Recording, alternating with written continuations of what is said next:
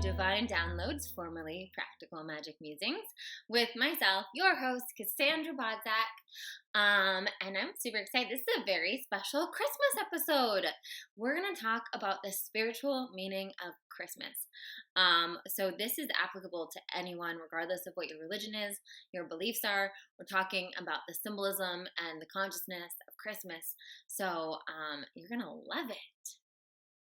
First things first, I don't want to get too much into this specific episode on the reason that I switched back the name of the podcast from Practical Magic Musings to Divine Downloads, but I promise you there is an episode coming up for you on that where I really dive into some shifts that have been happening, give you the full energetic update that I know you guys are going to appreciate. But I just wanted to hop on and talk to you about the spiritual meaning of Christmas, because it is something that I personally geek out on tremendously. Yes, I was raised Catholic, but like I said, this meaning truly transcends religion, because when we talk about on here, when we talk about Jesus, when we talk about him in relationship to Christ consciousness, right?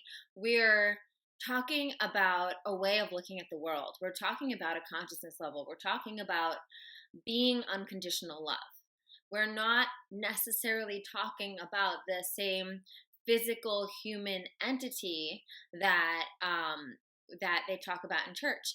For some of you listening who have that background, you may find them intertwined, and that's perfectly okay. But for those of you who don't have that, then that is also perfectly fine as well. So let's talk about Christmas. Christmas, the Christmas story. We have the Immaculate Conception. We have, Jesus is being born to Mary and Joseph in a manger. So for those of you who don't know what a manger is like one of those places where the horses used to go to eat. So you're thinking like it's like this dirty shack with hay, nothing fancy. We have the Archangel Gabriel plays a part in the role. Angel Gabriel comes to Mary to let her know what's going on.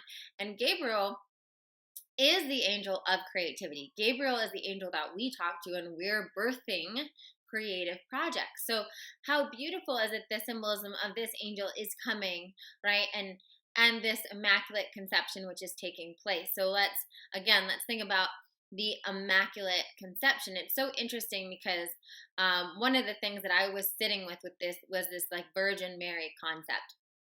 And I was like, what is the deal with this Virgin Mary? Like, we're making it such a big thing that she was a virgin, right? But actually a virgin also means a woman unto herself, right? It means kind of like a very like a developed, independent woman, right? There's two meanings to that, which I also find very interesting, right? The angel Gabriel chose this woman onto herself, right? Yes, she was with Joseph, but she was in her own right, right? I would say when I think about that term virgin, now I think about it, she was a woman that was about bigger business. She is a woman that was truly living in line with her highest self, right? And then, so if you think about that, I know a lot of you guys that are listening to this are in your own right relating to that, right? Being able to be that woman onto herself, and I know that you are, right?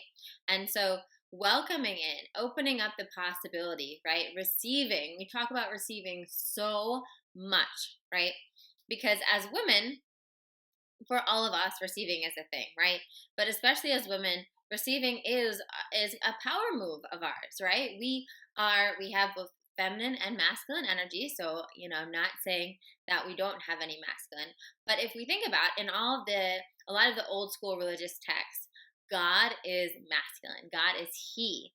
And when we think about God as a he, then all of us become the feminine, right? Because God is the giver and we are the receiver. If God is a triggering word, you can think about that as source is the giver, universe is the giver. The higher intelligence is the masculine, the creator, the doer, right? Whereas we human beings get to be in the feminine, get to receive from that higher intelligence, from that source, right?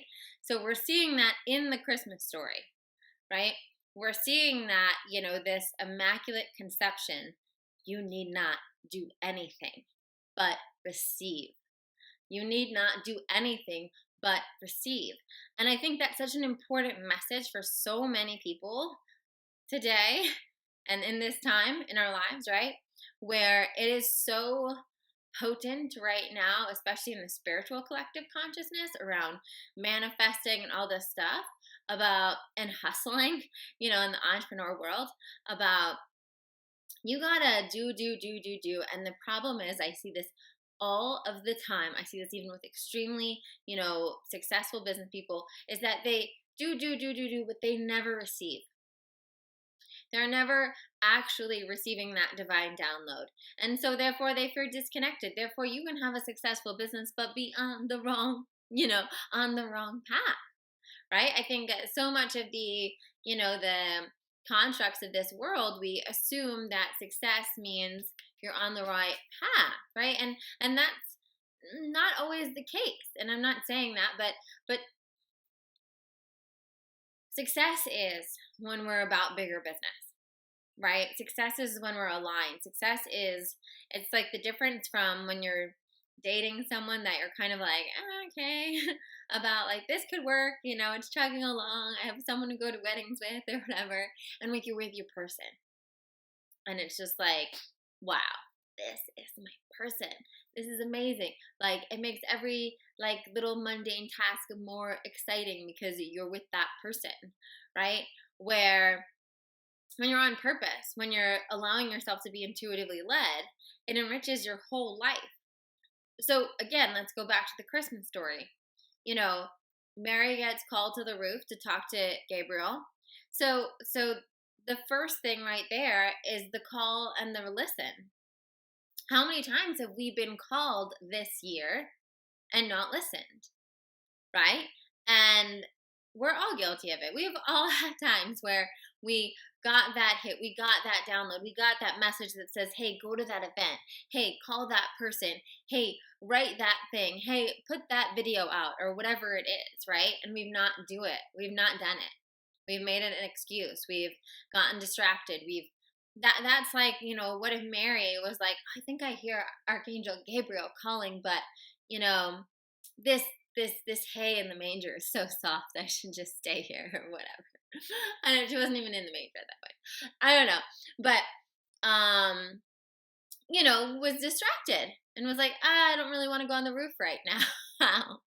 So I think that's symbolic of us actually showing up to hear the call. And that looks like for you, that looks like showing up to meditation. That looks like showing up to your journaling practice. It looks like giving yourself quiet, reflective time so you can hear that call. And so then you can receive. When you hear that call, I don't know if any of you guys have had this experience. I know I have, and I think some of my clients have as well, where you just get this moment where something comes over you and you're like, I need to meditate. I need to journal, or, I just need to go take a walk right now. And it's because it's that call. It's that call to the roof that we see where it's like, come on, get ready to receive.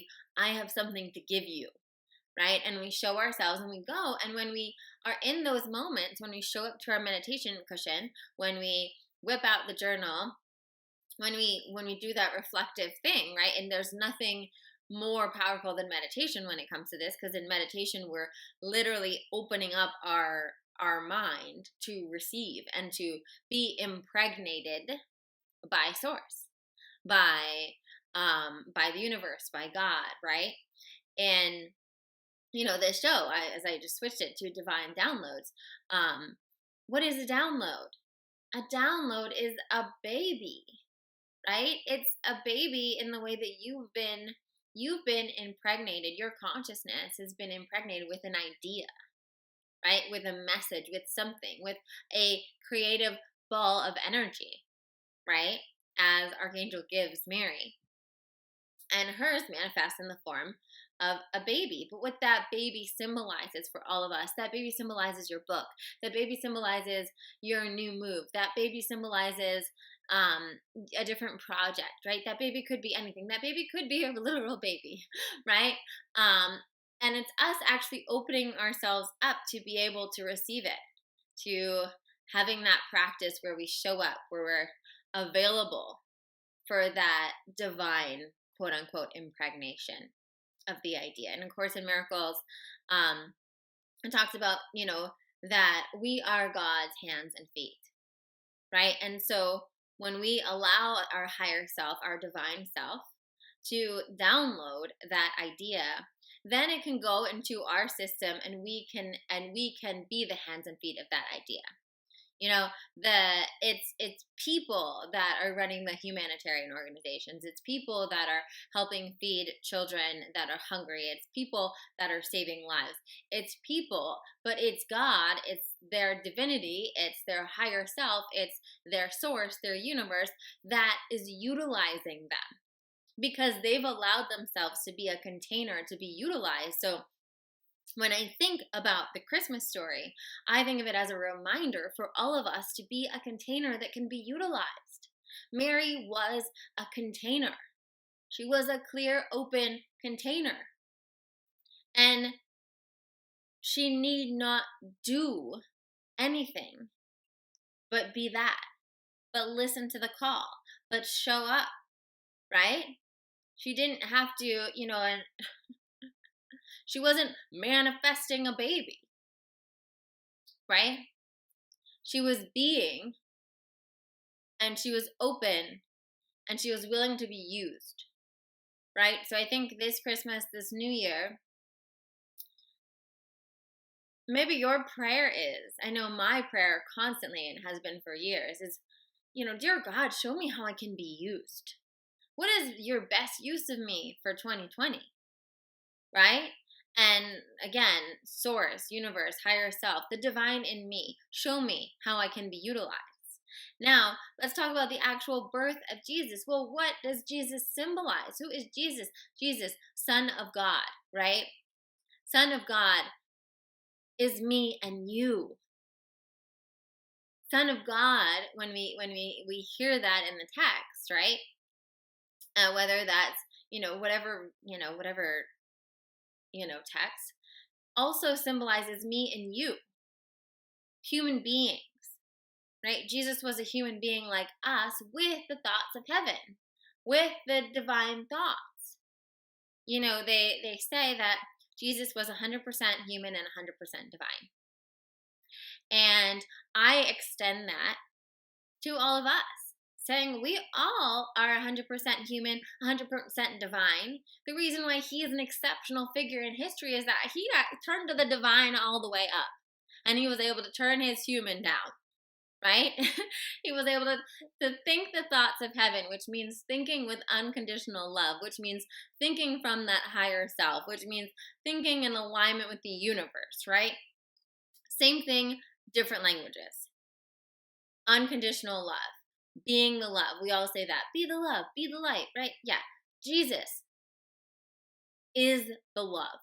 Symbolizes a human that was able to show up here on the planet being love and being that light, right?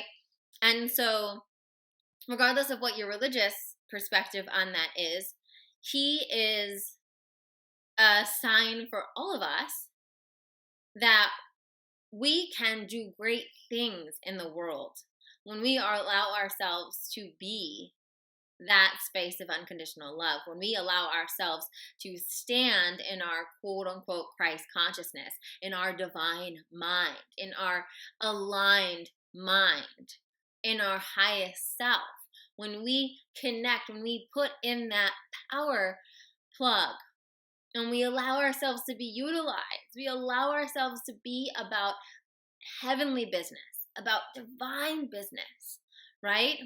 Then us too, we can create this shift in the world. We can, every single one of us is able to perform miracles. According to A Course in Miracles, a miracle is a shift in your perception from fear to love. We are all miracle workers, just as Jesus was symbolic as one of the great miracle workers. right? And in that moment, we are given power that is not of this world. I don't know if magic's the right word, because magic's a whole different thing.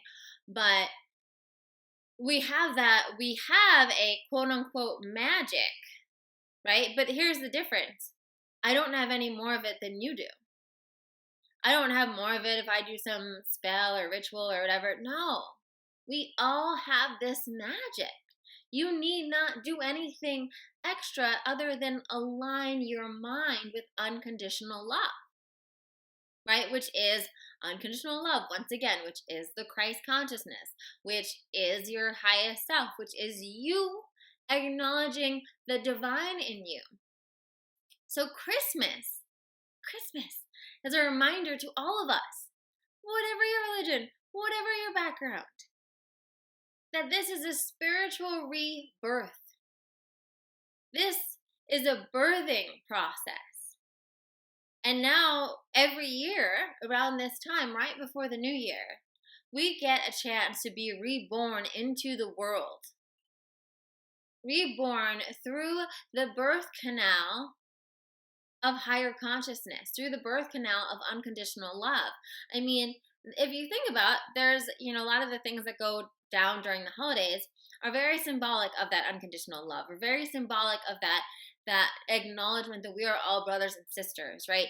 The, donating to Toys for Tots, the friendliness that you often see more so during the holidays than ever. The fact that there is a collective consciousness around the holidays of us wanting to bring joy and cheer, and us wanting to gift people. It's not about, obviously, the material stuff, right?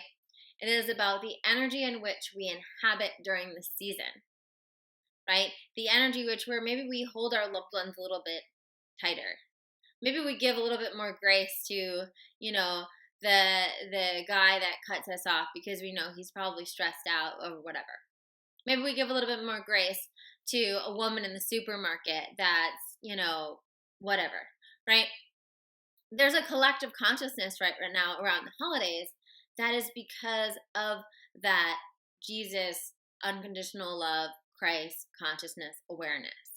And so on this Christmas, I want you to own that for yourself. I want you to get on that rooftop, go talk to Archangel Gabriel, and receive your immaculate conception, because it is available for all of us. The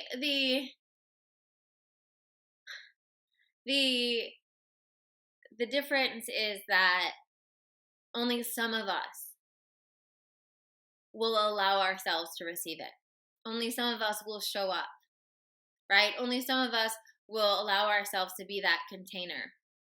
Because there's also a chance of great distraction around the holidays, right?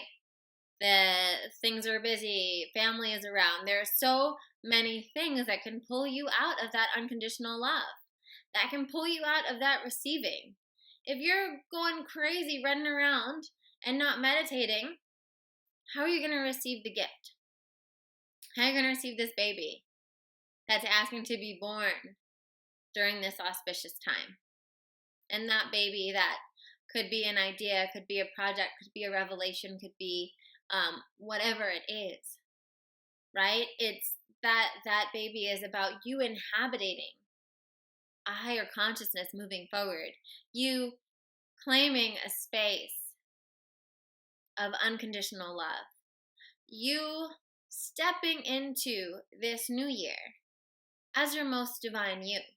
I was talking to my Divinely You ladies about this. And, I was like, this is exactly what my Divinely You program is about. And so much of the work we're doing is for you to remember how divine you are. And if you think about that, even throughout Jesus' life, when he got a lot of flack from people being like, who do you think you are? You are a son of God, right? And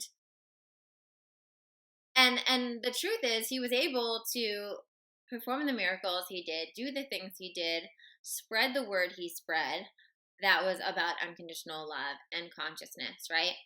And all the great religious teachings ultimately are trying to get our minds right, right? All of the great religious teachings are these different ways to bring us back to the truth of who we are in their own way, in their own like game plan, right? And so when, when Jesus is going out, right, and word spread that he's saying he's the Son of God, and they're like, who's this guy think he is, right? The Son of God. um, thinking about that too, thinking about that for yourself in your life, right? If you actually acknowledge the divine you are, how much more capable you would be of great things. But also the acknowledgement that just like Jesus, right? Jesus was a man. Just like Jesus, we also have that possibility of being scared. Well, if I'm actually about bigger business, if I really honor the divine in me, maybe people are going to look at me and be like, who does she think she is? And you know what? They probably will. And that's part of the process, right? And the reason they would even look at you on that, or the reason maybe sometimes you look at other people like that, right, is because there is part of yourself that is, or their self that is dying to acknowledge that part of them as well, right? That activates something in them, right? That triggers that separation because they cannot connect to that divine yet. And so this, as we move into the new year, I want you to take this energy of this rebirth into a higher consciousness, this reminder to be that empty container to receive, and also the courage that's going to take each and every one of us to really claim our divine self, right? To really honor that we have business here. We have things to do if you're watching this, right? You're a light maker. You're a miracle worker. You're here to shift the consciousness of love, right? And we all have our own little ways of doing that, our own, I shouldn't even say little, our unique plans. We all have our unique plans of how to do that. And when we get quiet, that's when we receive. And so I hope you have a Merry, Merry Christmas and a Happy Hanukkah. And I will be doing a special Miraculous 2020 workshop for the new year. So if you would like to get that as soon as it comes out in a few days, head on over to the link below and just sign up for it. It's completely free.